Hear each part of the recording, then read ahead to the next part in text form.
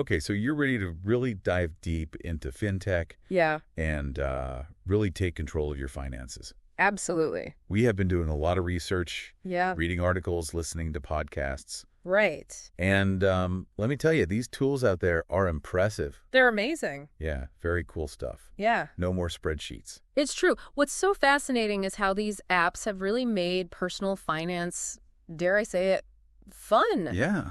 It's not about just crunching numbers anymore. It's about really integrating these tools into your life. It really is. And speaking of crunching numbers, the first thing we all think about is budgeting. Yes. And we found two apps, Mint and YNAB, that are total game changers. Absolutely. Like seriously taking control without the stress. Exactly. Now, Mint is like having a personal finance assistant in your pocket. It connects to all your accounts, giving you a complete overview of your income and your spending. Nice.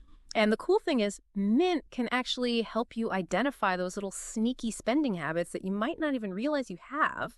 Oh, yeah. Ever wonder where all your money goes each month? Mm-hmm. Mint can tell you. Okay, so Mint is like the master of analysis. There you go. What about YNAB?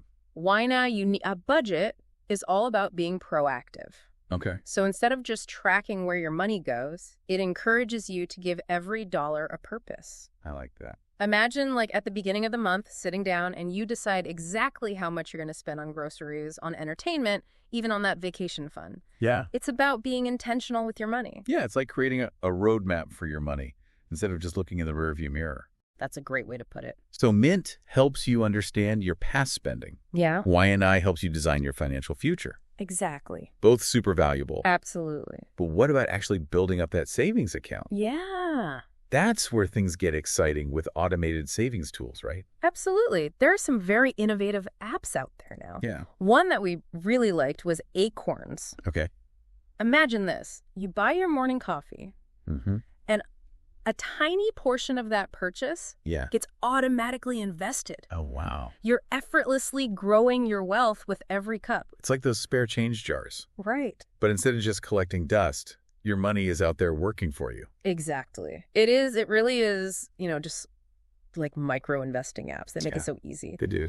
And then there's Capital, which is more personalized. Okay, tell me more about that. What makes Capital unique? So with Capital, you can set your own savings rules. Okay. It's kind of fun, actually. Yeah. Like, let's say you want to save every time you resist ordering takeout. Uh-huh. Capital can do that for you. I like that. So it's really about turning your everyday decisions Right. into opportunities to build your savings. I love that it's like gamifying your savings goals. It is. Speaking of goals, what if you are ready to kind of level up and start investing? Yeah. I'll be honest. I've always found the stock market a little intimidating.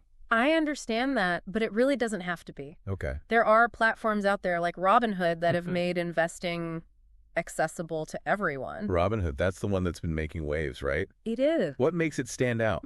Well, their claim to fame is their commission-free trading model. Okay. So it used to be that buying and selling stocks meant paying these hefty fees. Right.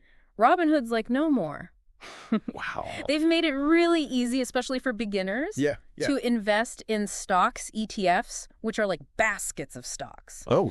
and even cryptocurrencies. So no more expensive brokers, no more confusing jargon. I got it. That's amazing. It's pretty cool. But with investing, there's always risk involved, right? Absolutely, you're right. All investments come with inherent risks. Of course. So, Robinhood makes it easier, but Yeah. you still have to do your research. Right. You have to understand, the market can go up, it can go down. So knowledge is power. Always. And speaking of knowledge, what about when you're ready to take a more comprehensive look at your entire financial picture? Yeah. We came across this app called Personal Capital. That sounds really intriguing. Personal Capital is like having your own personal CFO. Oh, wow. It pulls together all of your financial information from investments to retirement accounts. And it gives you this kind of like holistic view of your financial health. Right.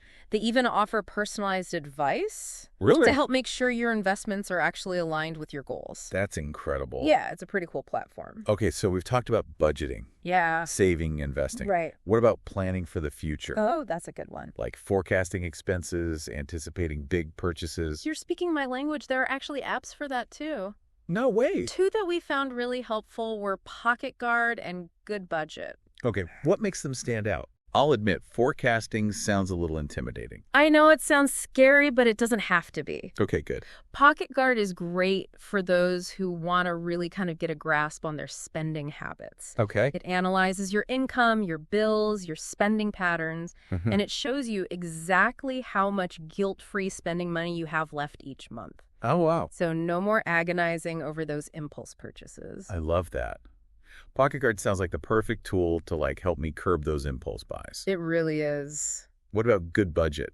How does that approach financial forecasting? So Good Budget uses that classic envelope budgeting method. Okay. Perfect for visual learners. All right. Remember those old school budgeting envelopes? Yeah. This is like the digital version. Okay. So you allocate money to different categories, like groceries, entertainment, that dream vacation. Yeah. And you can easily see how much you've allocated to each category. Oh, nice. And track your spending. So it's like bringing those tangible budgeting methods into the digital age. Exactly. It's really amazing how these apps can help you manage your money in a way that suits you best. Yeah. We've covered so much ground, from budgeting and saving to investing and planning. I know, right? It's like having a whole team of experts It really is. in your pocket. That's the incredible thing about fintech. It is. It's democratizing financial knowledge Right. and making it accessible to everyone. Absolutely. But as amazing as these tools are, it's important to remember they're just that, tools. Right. The real magic happens when you combine them with mindful financial habits. It's so true. You can have the fanciest kitchen gadgets, Right. but you still need to know your way around a recipe to actually create something delicious. Exactly. What are your top tips for cultivating those mindful money habits? Well, first of all, I always encourage people to explore and experiment. Okay. Don't be afraid to try out different apps. Yeah. See what works best for you. Right. What works for one person might not work for another. Makes sense. It's about finding the tools that really resonate with you. It's like finding the perfect pair of shoes. Exactly. You got to try on a few different styles before you find the ones that fit just right. And speaking of fit, I always say start slowly.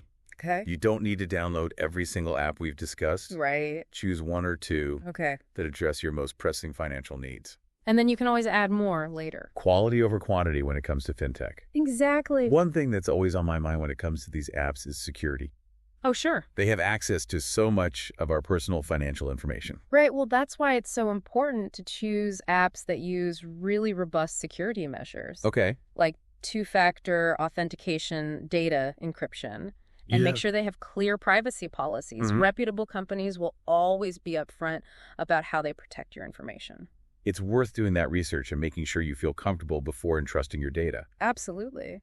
So, as we kind of wrap up this deep dive into the world of fintech, I'm really curious to hear your thoughts on the future of this space. Ooh. What kind of innovations are on the horizon? Well, the fintech landscape is constantly evolving, which is incredibly exciting. It is. One trend I'm really fascinated by is the rise of AI Oh, yeah. and machine learning in personal finance. Interesting. We're already seeing apps use AI to provide personalized financial advice, Oh, wow. automate investments, even detect fraud in real time. That's like having a personal finance assistant and an investment advisor and a security guard all rolled into one. That's a great way to put it. That's pretty amazing. Yeah. And as these technologies continue to advance, the possibilities don't endless. Oh, absolutely. The future is looking very bright for personalized financial tools. I'm excited to see what comes next. Yeah, me too. So there you have it, folks. From budgeting apps to investment platforms, Right. the world of fintech is brimming with tools and resources to empower you on your financial journey. Absolutely. Remember, choose the tools that align with your goals. Stay informed about security. Yes. And never stop learning. So important. Until next time, Yeah. keep exploring, keep learning, and keep diving deep into this world of personal finance. I love it.